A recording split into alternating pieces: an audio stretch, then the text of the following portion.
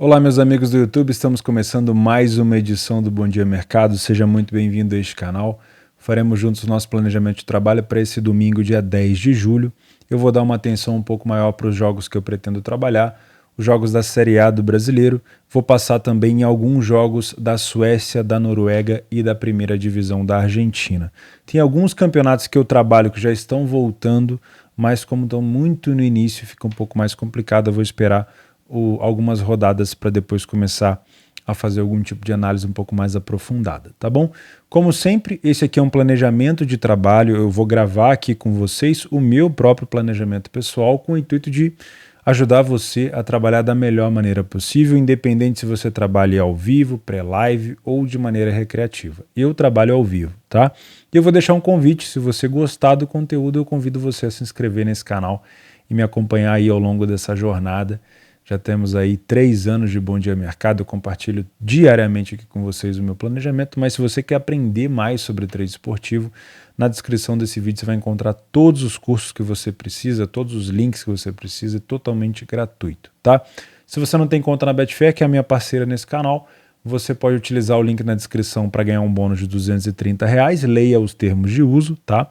E na descrição, no primeiro comentário fixado, tem o regulamento para você participar também de um sorteio da Betfair para concorrer a uma banca de R$30 todos os dias. E na edição de domingo, que é essa que você está vendo, são 2 bancas, tá bom? Uma de 30 e uma de 25. Vamos começar então, sem mais delongas? Fica o convite então, se você gostar do conteúdo, não esquece de se inscrever. Vamos lá, Série A do Brasileiro, temos Curitiba e Juventude às 11 da manhã, horário mais complicado para algumas pessoas, né? Horário de ficar com a família no domingo, mas se você vem para trabalhar esse jogo, vamos tentar buscar alguma oportunidade. De maneira geral, pelas cotações, me abre um leque aqui para trabalhar o Match Odds, né?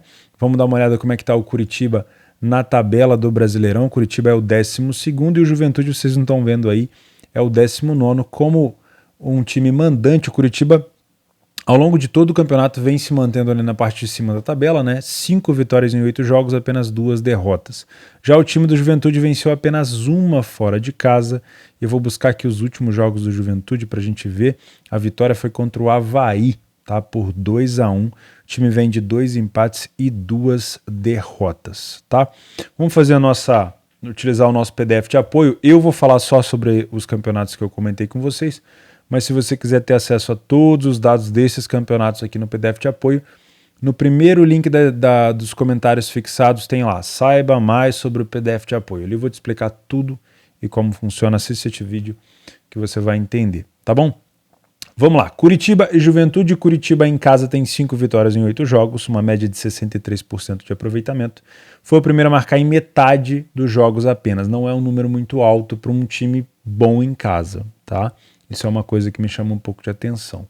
O time do Curitiba também sofre constantemente, só que falha pouco em marcar. Já o time do Juventude tem uma média, como eu falei, muito ruim fora de casa, sai na frente até mais do que o time do Curitiba, mas tem dificuldade de manter a vantagem, né, de fazer a manutenção da vantagem que constrói.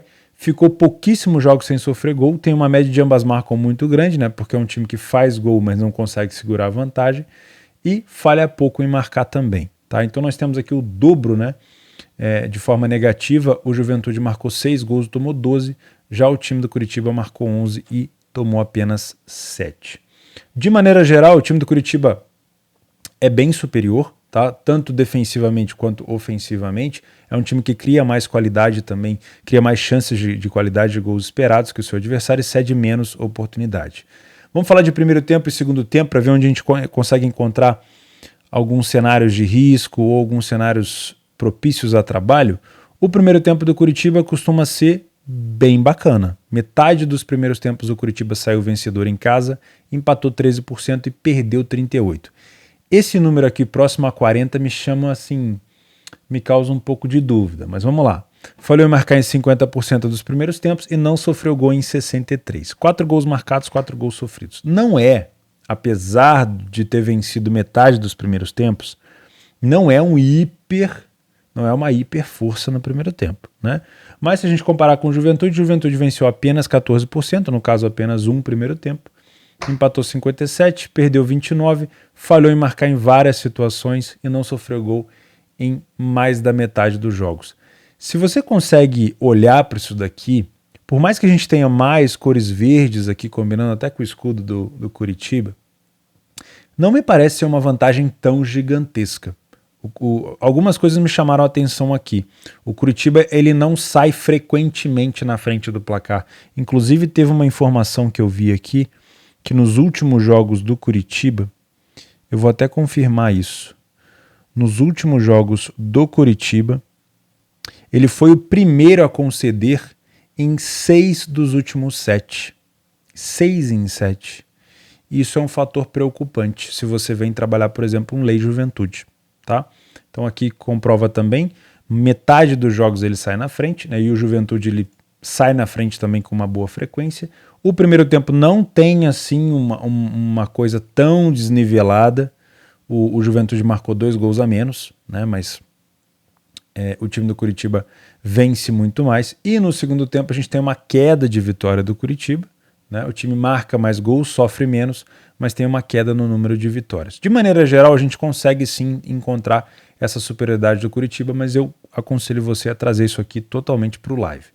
De bolas paradas, para a gente encerrar, o time do Juventude tem a sua arma, as bolas aéreas. Tá? O time marcou 6 gols de cabeça, 1 de escanteio, só que defensivamente é um time que também tem sofrido nesse fundamento. Tá? Óbvio, está lá embaixo na tabela, acaba sofrendo bastante desse jeito também, 5 gols de cabeça, então o Juventude, tanto na forma ofensiva quanto na defensiva, tem problemas, tem valências e problemas nas bolas aéreas, tá bom? Além disso, o Juventude sofreu 4 gols de fora da área. Para um time como o Juventude, que pode, por exemplo, sair na frente do placar e recuar, se é um time que cede bastante a oportunidade de gols de bola de fora da área, é bom você prestar atenção caso você esteja trabalhando a favor do Juventude ou contra o Curitiba, caso o Juventude esteja de vantagem, porque se ele soltar ali a entrada da área para o Curitiba, o Curitiba pode ter oportunidade de finalizar de fora da área, e o Juventude tem sofrido bastante nesse fundamento.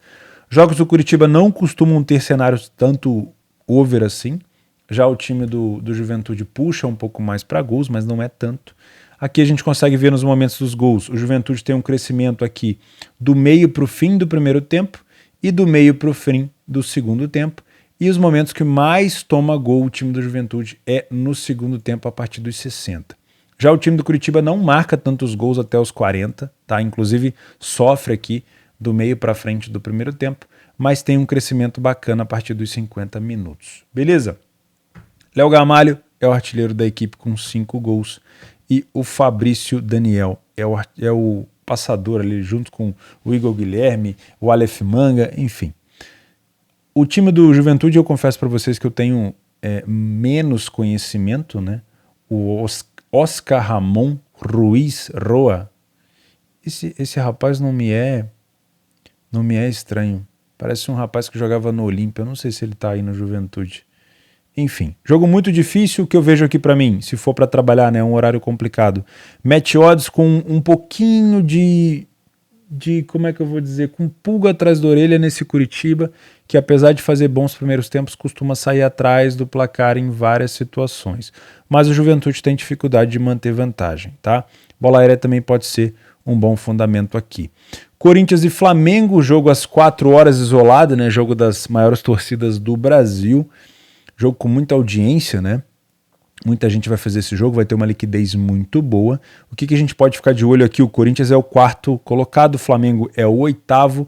O Corinthians vem de uma goleada sofrida para o Fluminense por 4-0 e de uma boa classificação na Libertadores contra o Boca Juniors.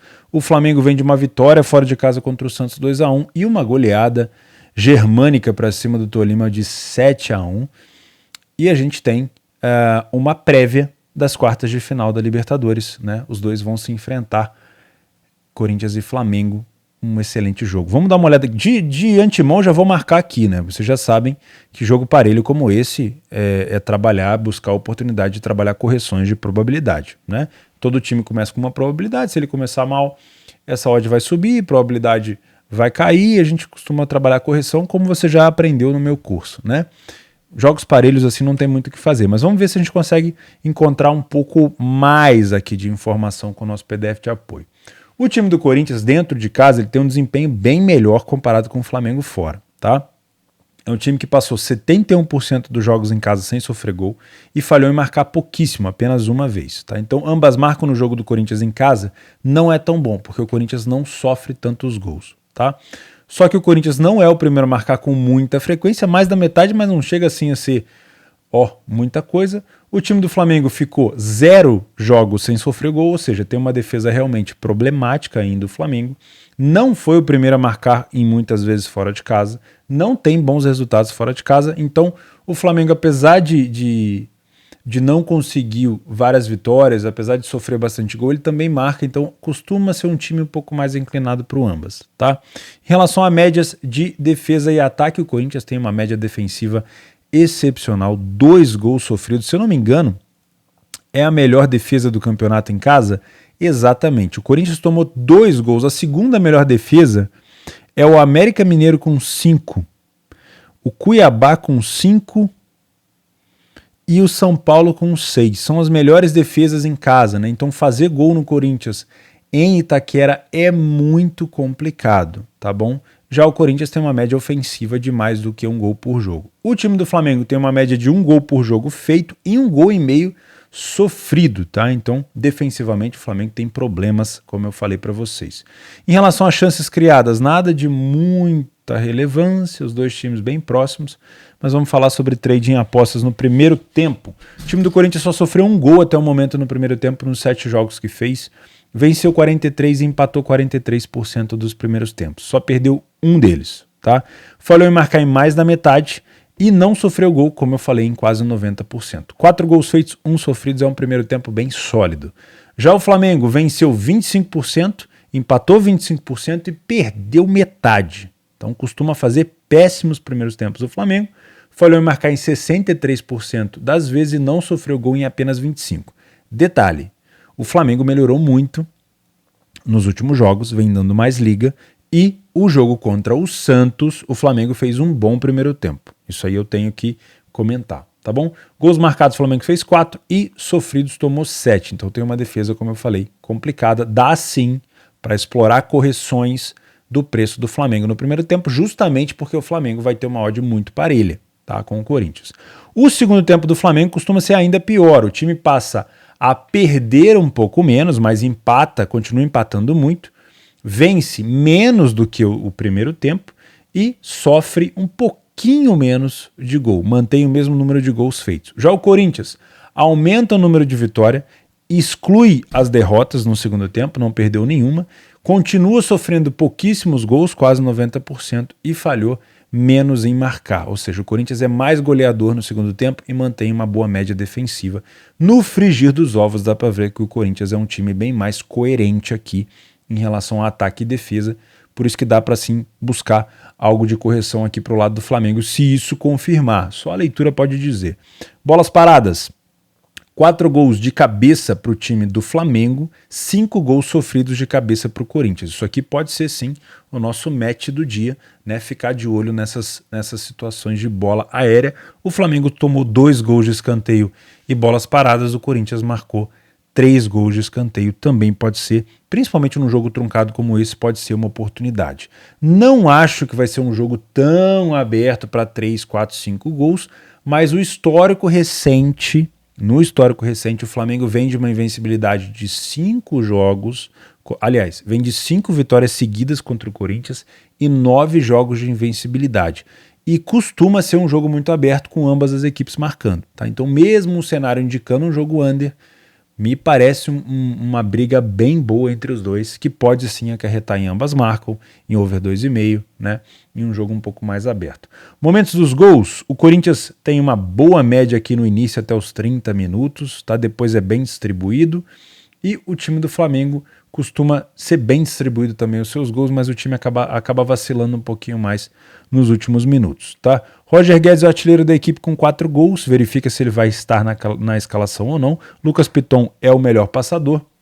No time do Flamengo, o Gabriel Barbosa, Gabigol e o Arrascaeta são artilheiros, né? O Pedro agora, depois dos 4 gols na Libertadores, provavelmente, estou desfocado aqui, provavelmente também deve entrar como titular, vamos ver se não está desfalcado, e o Arrascaeta é o grande passador da equipe com 5 assistências. Jogo difícil, hein? 100% para leitura, não inventa a moda aqui, hein? Atlético Mineiro e São Paulo, Galo em casa 1,60. Vai pegar um São Paulo que não costuma ser um bom visitante, só venceu uma vez na competição, tá? Os últimos jogos do São Paulo foi essa goleada, dupla goleada contra o Católica e a vitória fora de casa contra o Goianiense. Foi a primeira vitória do São Paulo fora de casa, né? Dá pra gente ver aqui, então vem de 2 vitórias.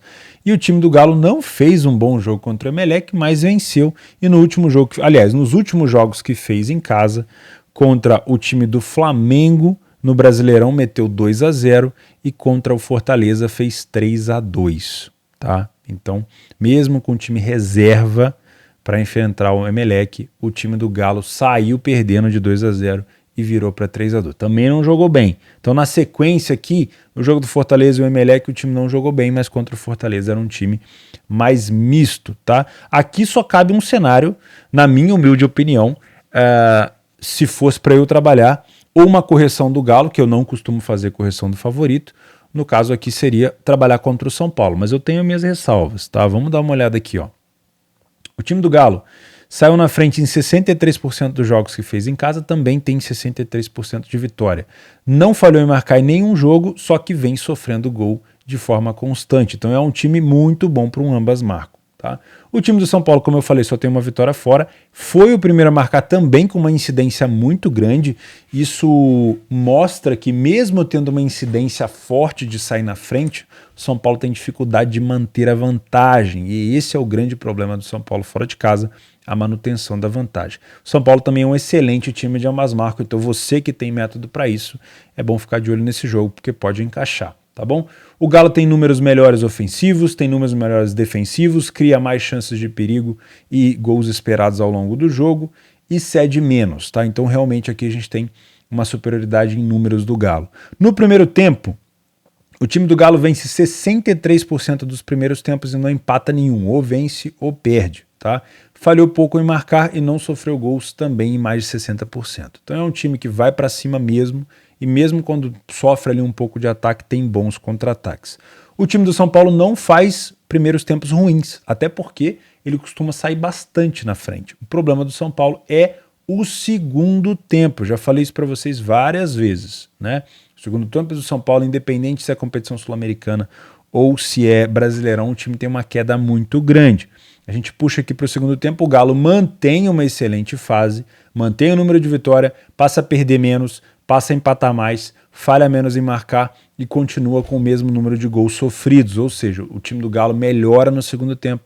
Já o time do São Paulo passa a vencer menos, empata um pouquinho menos, só que perde muito mais. 63% de derrota no segundo tempo é realmente um número complicado e isso mostra para mim que pode ser o segundo tempo o tempo com mais gols na partida, tá? O que a gente pode tirar de informação também é nas bolas aéreas. O Galo está tendo dificuldade de defender essas bolas aéreas e o São Paulo é um dos times que mais marca de cabeça na competição. O Galo também tem 6 gols de cabeça e o São Paulo tomou 4, então também pode ser um fator importante aqui para a gente ficar de olho nas bolas aéreas, tá? Na minha opinião, acho que é um jogo para ambas marcam.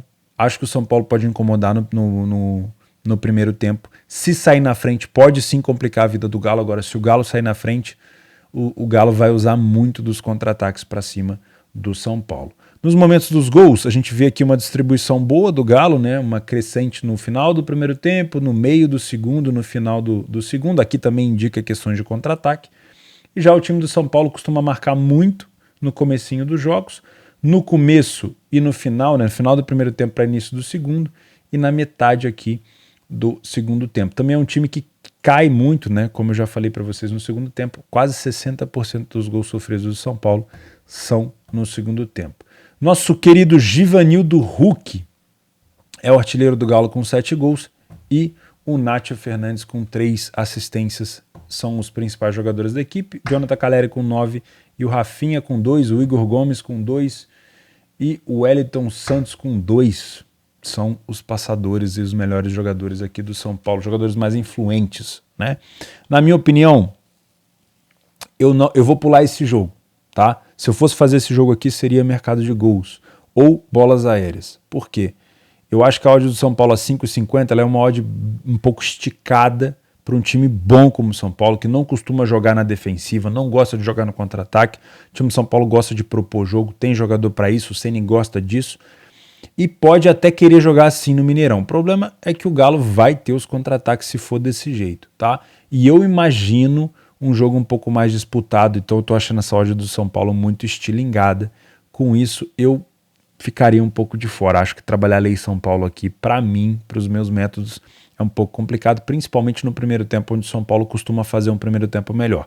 O segundo tempo me indica uma boa possibilidade de gols, eu não descarto trabalhar o over limite aqui, tá? Então eu vou marcar para mim um mercado de gols e vou ficar de olho também nas bolas aéreas, porque temos aqui o São Paulo, um dos melhores cabeceadores da competição.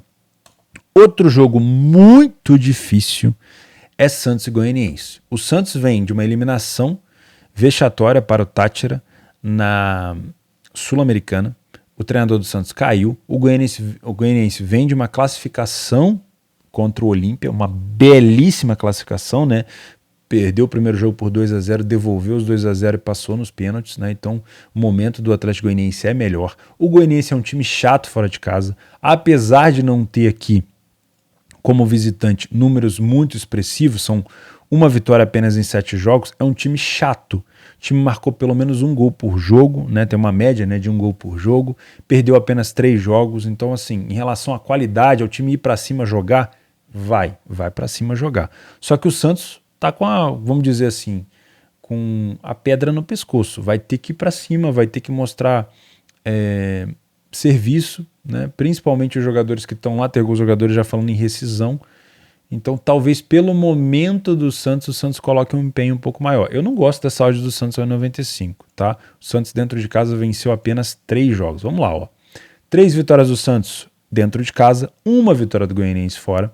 O time do Santos sai na frente com bastante frequência, vem de uma derrota em casa para o Flamengo no Brasileirão. O Goianiense saiu na frente em quase 60%. Olha que chato, ó. O time do Goianiense é um time chato. Ele não é, apesar de ter pouca vitória, é um time que sai na frente com frequência, tá? Então, cuidado. Os últimos jogos do Goianiense no Brasileirão foi 1-1 com o Ceará, lá no Ceará, né? E aquele 4-2 contra o Palmeiras. Antes disso tinha vencido o Palmeiras o Fluminense por 2-0, tá bom? Então, enfim, a média do Santos ofensiva é melhor, defensiva é melhor, mas o time do Santos não vem, como eu falei, no ambiente, numa boa fase. Em relação ao primeiro tempo, não vejo com bons olhos um Beck Santos ou um Lei Atlético Goianiense, a não ser pela leitura de jogo. Por quê? O Atlético Goianiense também vence bastante os primeiros tempos, tem, obviamente, um número de perda bem considerável aqui, mais da metade, mas é um time que não empata. Ou ele vence, ou ele perde. Então, existe uma possibilidade aí de o Santos não começar bem e do Atlético Goianiense conseguir sim sair na frente do placar. Os dois times falharam em marcar e não sofreram gols em números muito próximos, tá? O time do Goianiense marcou um pouquinho menos de gols, sofreu um pouco mais. No segundo tempo, os dois times apresentam queda. A maior queda, obviamente, é do time do Goianiense, que passa a marcar menos gols, né? No primeiro tempo o time marcou 5, no segundo 2. E o time do Santos cai um pouquinho, principalmente o número de vitórias, mas mantém uma boa média defensiva. Em relação às bolas aéreas, o time do Goianiense tem bastante dificuldade de defender esse tipo de fundamento, tá? Então toma cuidado com isso.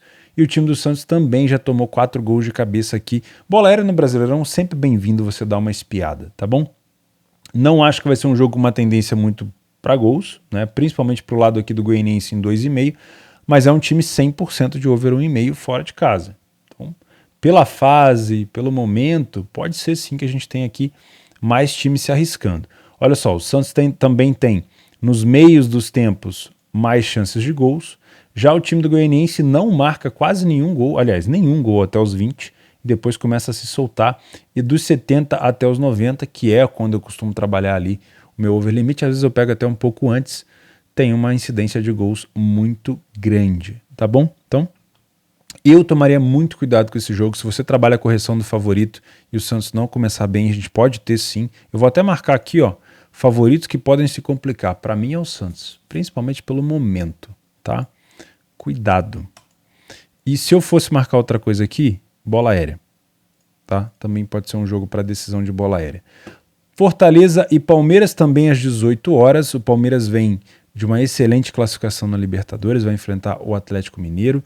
Só que o Palmeiras vem no Campeonato Brasileiro de uma derrota para o CAP. Uma derrota daquelas que só o futebol consegue proporcionar. O Palmeiras vinha completo, motivado.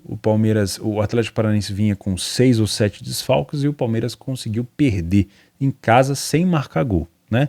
O time do Fortaleza foi eliminado pelo Estudiantes. A gente já imaginava a força do Estudiantes, né? Como ele jogou bem no primeiro jogo aqui no Brasil e como ele poderia jogar bem lá na Argentina. Um time muito bom de bola aérea. O Fortaleza acabou também sofrendo uma expulsão cedo ali com o Pikachu depois do primeiro gol. E aí foi ladeira abaixo, né? E o Palmeiras, líder do campeonato, vai pegar o Lanterna, né? Raramente a gente vê isso daqui.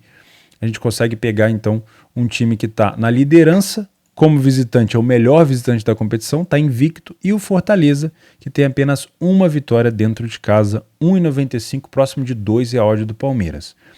Em relação à cotação e momento, indica sim uma possibilidade de ler o Fortaleza, mas vamos ver o que a gente tem aqui de número, né? O time do Palmeiras fora de casa, e eu já falei isso para vocês várias vezes, o Palmeiras não costuma fazer bons primeiros tempos. Então não é fácil pegar gol do Palmeiras. Não é fácil. A gente teve, por exemplo, o Palmeiras contra o Curitiba foi um bom primeiro tempo do Palmeiras. Acho que foi 3-0 o Palmeiras, se eu não estou enganado. Agora, o Palmeiras contra o São Paulo não foi um bom primeiro tempo. O Palmeiras, no último jogo, contra o próprio CAP, eu acho que não fez um bom primeiro tempo assim. Teve um outro jogo do Palmeiras fora de casa. Deixa eu pegar aqui, ó. Palmeiras e Avaí também não foi um bom primeiro tempo do Palmeiras. Então, assim, de maneira geral, quando a gente vem para trabalhar no primeiro tempo, ou em back Palmeiras, ou em lei ao adversário, nesse caso é o Fortaleza, a gente precisa do Palmeiras dominante. Só que o que costuma acontecer é o Palmeiras vem com dificuldade no primeiro tempo, não é sempre, mas costuma vir, e aí o Abel vai e ajusta o time, e o segundo tempo do time é uma besta enjaulada que com ódio, e aí ferrou para todo mundo, né? Os caras saem da jaula mesmo e é complicado, tá? Então a gente consegue ver aqui o Palmeiras primeiro marcar em 43% das situações, ou seja, realmente não faz bons primeiros tempos, né? Geralmente os gols saem por ali, né? Jogos sem sofrer gol em quase 60% das vezes e falhou pouquíssimos em marcar. O time do Fortaleza vence pouco, primeiro a marcar pouco, jogos sem sofrer gol pouco, falhou em marcar em metade dos jogos, então é um time realmente com muitos problemas. Média de gols feitos é baixa e média de gols tomados até que é bom, né? Não é tão ruim, ou seja, o time toma pouco gol, só que produz muito pouco também.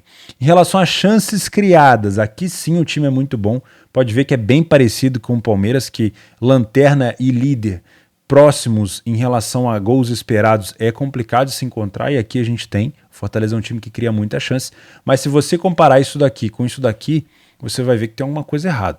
Se o Fortaleza tem quase 2 gols esperados por jogo e o time só marca 4, aqui a gente tem um grande problema, que é a falta de qualidade na hora de colocar a bola para dentro, né? Então, a gente também vê muito isso no Brasil. Olha só como é que a gente tem um primeiro tempo bem igual.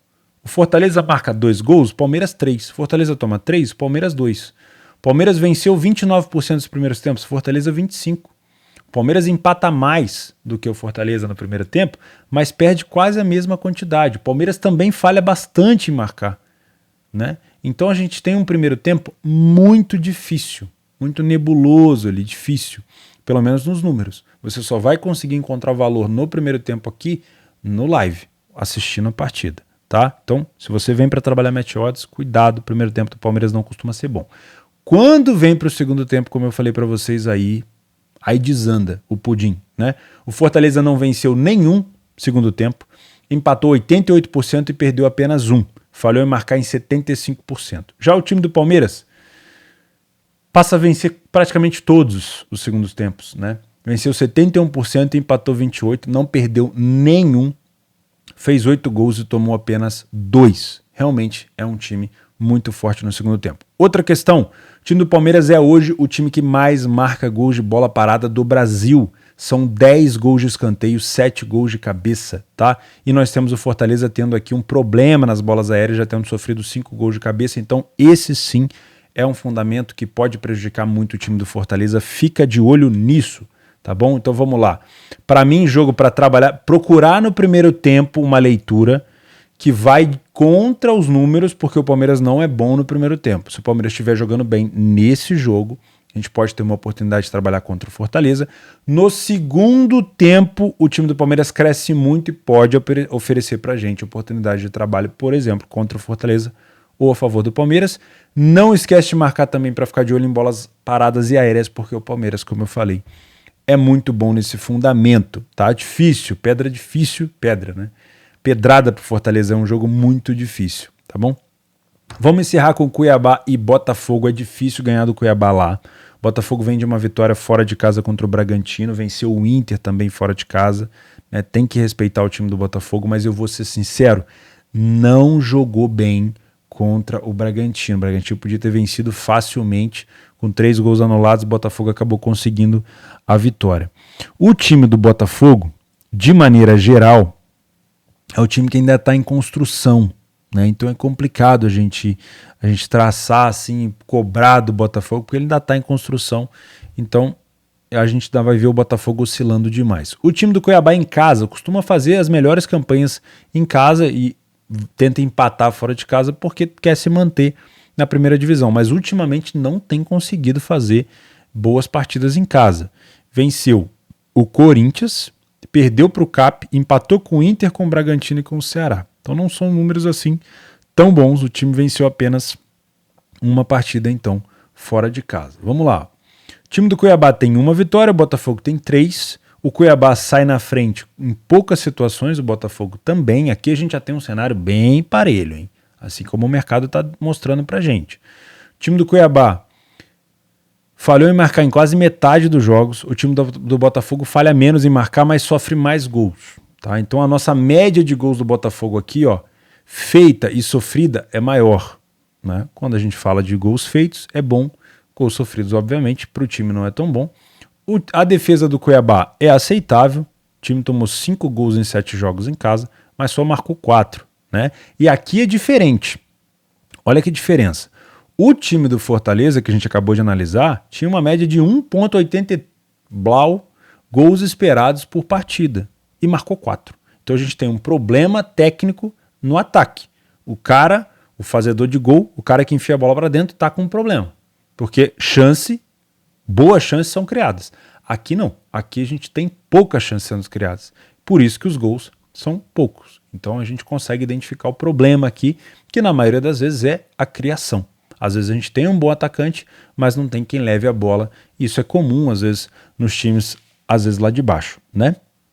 Já o time do Botafogo, olha só, cria mais chances de perigo e faz mais gols, né? Que é o padrão, que é o normal. E também cede bastante chance e toma mais gols, que é o normal também, tá? O primeiro tempo não costuma ser fácil para o time do Botafogo. O time não venceu nenhum primeiro tempo fora de casa, empatou quase metade e perdeu mais da metade. Falhou em marcar em 71% dos jogos, são apenas 2 gols marcados fora no primeiro tempo. O time do Cuiabá tem, assim, não dá nem para elogiar. O time venceu um primeiro tempo, empatou 71 e perdeu um segundo tempo. Ou seja, o time mais empata do que vence ou perde. Tem dificuldade de marcar, assim como o Botafogo, mas tem uma defesa melhor, né? Então aqui, essa é a situação melhor do time do Cuiabá. É tomar menos gol. Mas para quem fez o jogo do Bragantino com o Botafogo, eu avisei lá no meu Telegram. Se você não me segue no Telegram, onde é que tá meu Telegram? Deixa eu ver se eu consigo colocar aqui para vocês. Pô, se quiser me acompanhar no Telegram no dia a dia do meu trabalho, vai ser muito bacana, tá? Eu vou deixar aqui na minha tela, ó, a ele aqui. Eu comentei com vocês há um tempo atrás aqui no jogo do Botafogo, aqui, ó. Jogo do Botafogo com o Bragantino, eu comentei, ó, para quem for trabalhar no segundo tempo é bom ter cautela. O Bragantino costuma ter uma queda considerável de rendimento na segunda parte, já o Botafogo cresce bastante. E aí, óbvio, eu acrescentei, é claro que é só um alerta. E realmente, o Bragantino continuou jogando bem, mas quem venceu aquele segundo tempo foi o Botafogo. Então, nesse jogo específico, não teve nada a ver o fato do Botafogo melhorar no segundo tempo. O Bragantino continuou bem, só que o Botafogo venceu. E quando a gente vem falar do segundo tempo, olha isso, o Botafogo simplesmente cresce demais. O Botafogo sai de 0 vitórias no primeiro tempo para mais da metade. O time só perdeu um segundo tempo, marcou 7 gols, só tomou 2 gols, e o time do Cuiabá continua com dificuldade. A única valência do Cuiabá é não tomar tanto gol.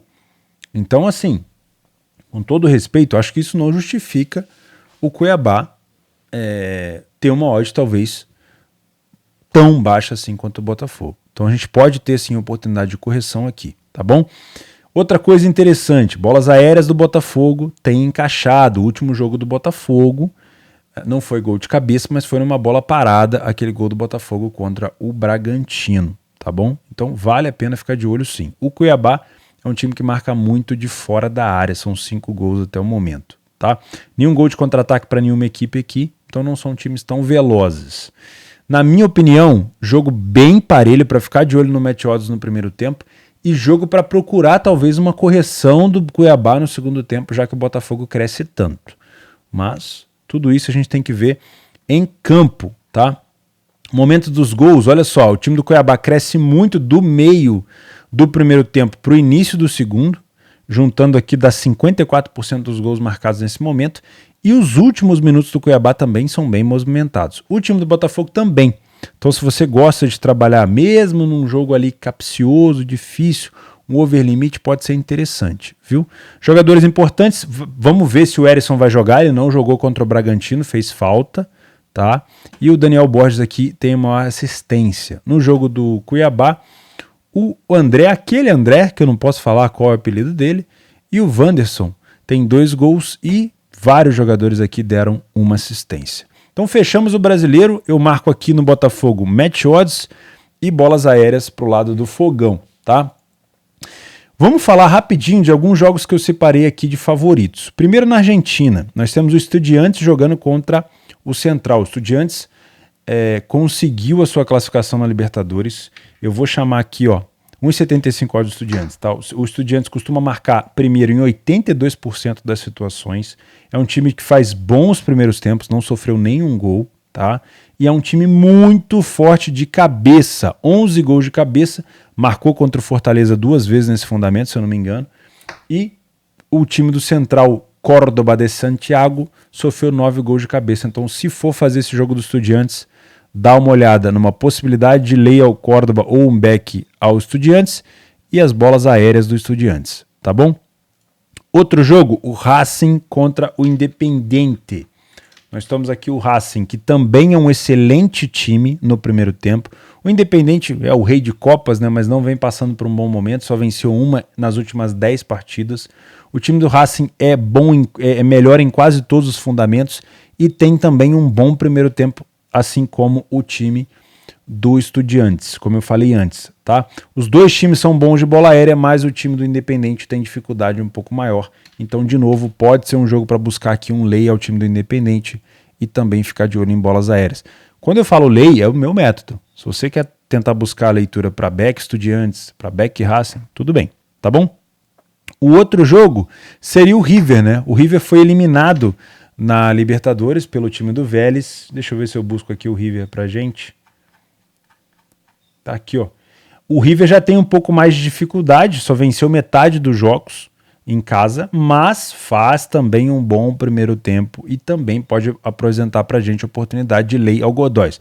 Ao Godoy Cruz. O problema é que a odd do Godoy já tá um pouquinho puxada, tá? Então toma cuidado com isso.